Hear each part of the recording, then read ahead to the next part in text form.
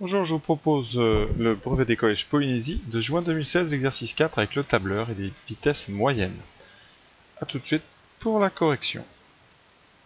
Alors, vous avez un tableau avec des noms de sportifs, Alix, David, Gwen, Yacine et Zoé, les distances qu'ils ont parcourues chacun, le temps qu'ils ont mis pour faire la randonnée, et ici, la ligne des vitesses moyennes.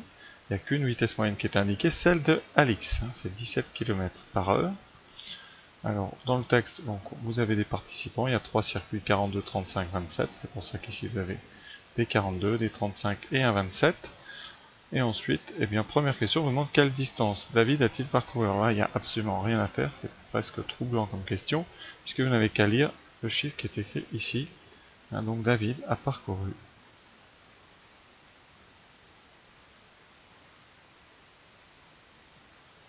42 km. Deuxième question, vous demande les vitesses moyennes de David et de Gwen. Alors la vitesse moyenne, la formule, c'est donc la distance divisée par la durée, c'est-à-dire la longueur divisée par le temps. Donc ici, c'est longueur divisée par temps. Et si vous voulez des vitesses en km/h, il faudra des longueurs en kilomètres et des temps en heures.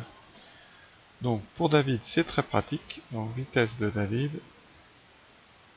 on a donc 42 km en 3 heures.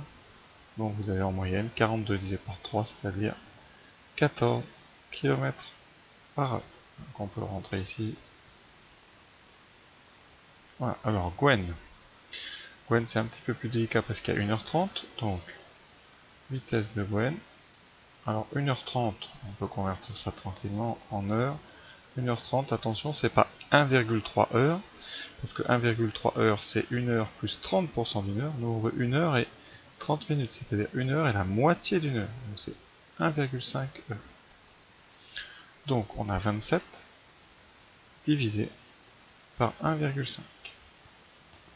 Alors là, soit vous prenez la machine, soit vous essayez de faire un petit peu à la main. Alors je préfère faire à la main, mais vous, évidemment, le jour du brevet, vous prenez votre calculatrice, vous essayez de trouver.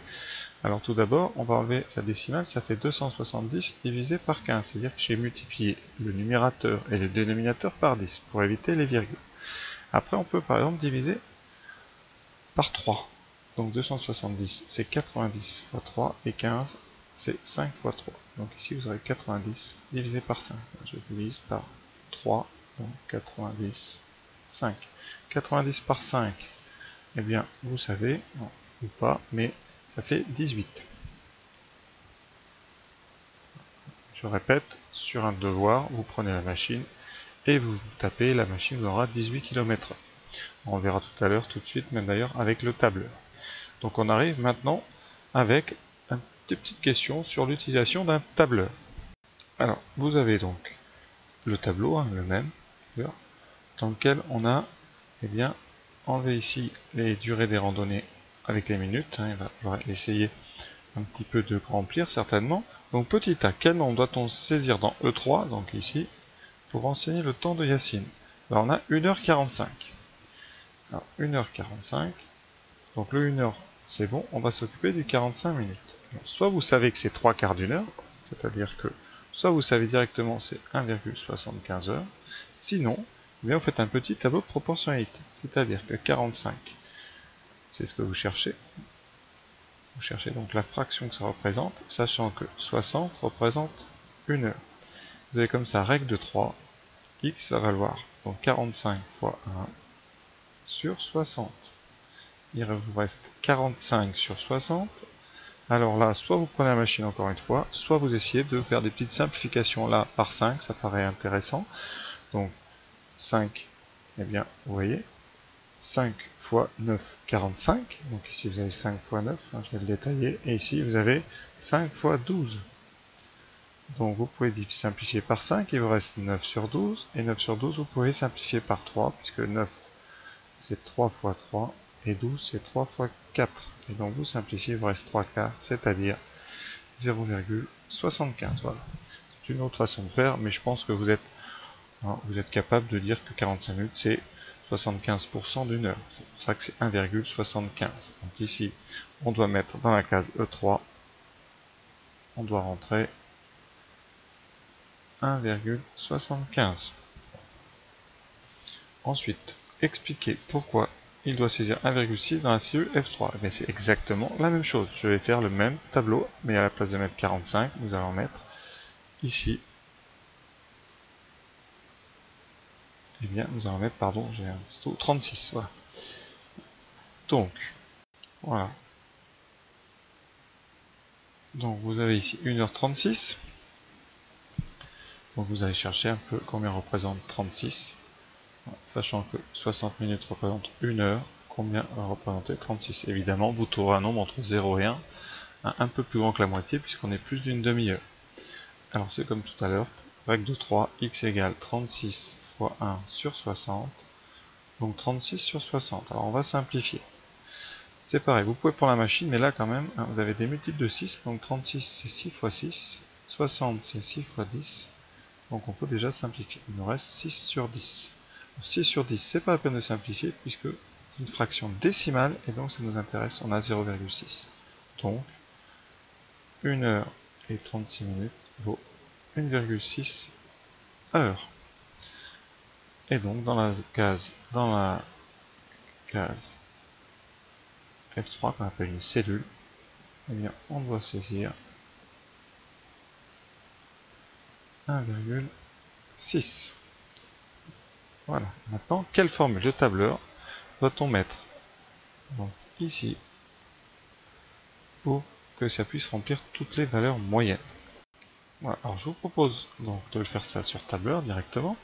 Donc par contre ici les durées on va les changer, on va les mettre toutes en heures. Donc on a dit 1 heure, 1 heure et demie, c'est donc 1,5 heures. 1,45 on a dit 1,75 et 1,36 1,6. Voilà.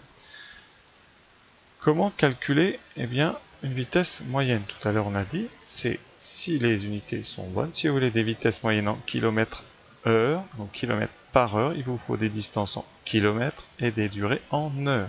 C'est pour ça ici, alors j'ai pas mis le symbole, mais on va l'enlever pour pouvoir faire des calculs. Si vous laissez des symboles, vous ne pourrez pas faire des calculs. Donc on enlève heure ici. C'est pour ça qu'ici dans durée, cette fois-ci, vous pouvez vérifier. Dans le tableau, vous avez précisé entre parenthèses en heures. Donc là ici, on va le préciser aussi en heures. Voilà, et comme ça, vous avez ce qu'il faut. C'est pour ça que dans le premier tableau, vous n'aviez pas l'unité, puisque l'unité était indiquée dans les cases.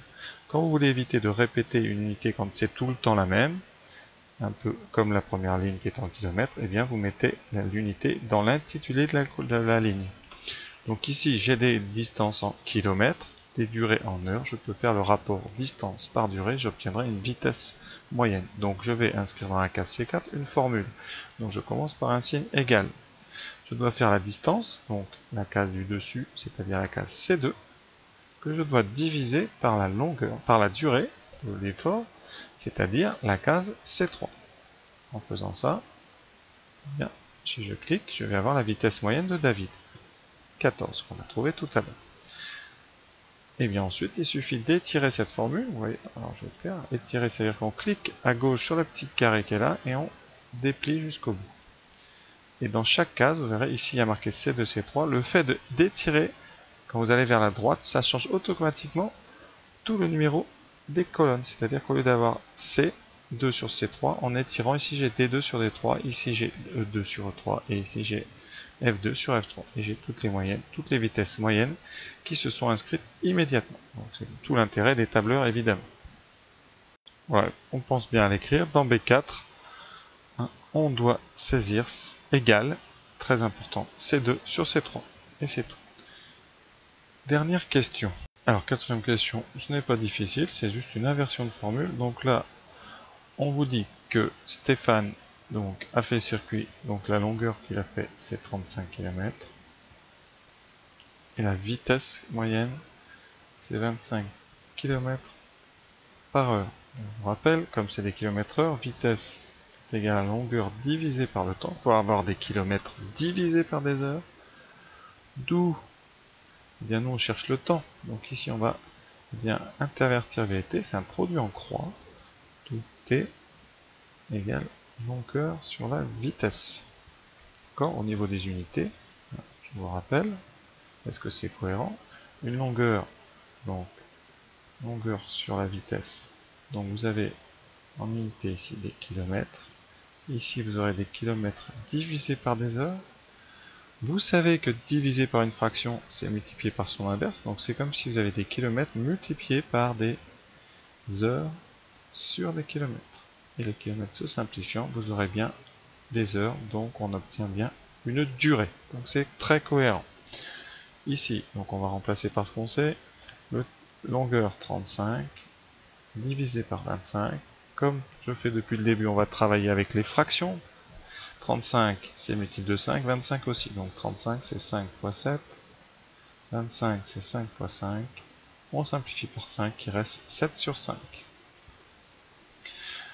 Là vous pouvez soit prendre votre calculatrice, soit vous savez combien vaut 7 sur 5, soit petite astuce mathématique, vous multipliez en haut et en bas par 2, et ça va vous donner 14 sur 10, donc c'est 1,4. Voilà, c'est des petites astuces quand on a des diviseurs en 5, ici on multiplie par 2. Conséquence, le temps 1,4, donc 1,4 heures, très important. On exprimera la durée en heures et en minutes, donc on va convertir. Vous avez donc 140% d'une heure. Donc là, petit tableau de proportionnalité, faut pas s'embêter. 1,4, c'est ce que vous cherchez. Voilà. Et vous savez qu'en une heure, ici, eh bien vous avez 60 minutes. Donc soit vous faites 1,4, soit vous faites par exemple 0,4. Je vais laisser 1,4, c'est pas grave. X égale 1,4 fois 60 sur 1. Donc 60 fois 1,4 qui donne 84. Donc c'est 84 minutes. Donc le temps, durée de la randonnée, durée pour Stéphane, c'est un F. Bougez pas. Donc durée Stéphane, 84 minutes. Soit 60 plus 24, c'est 1 heure et 24 minutes pour faire 35 km. Voilà. Cet exercice est fini, j'espère avoir été clair et à très bientôt.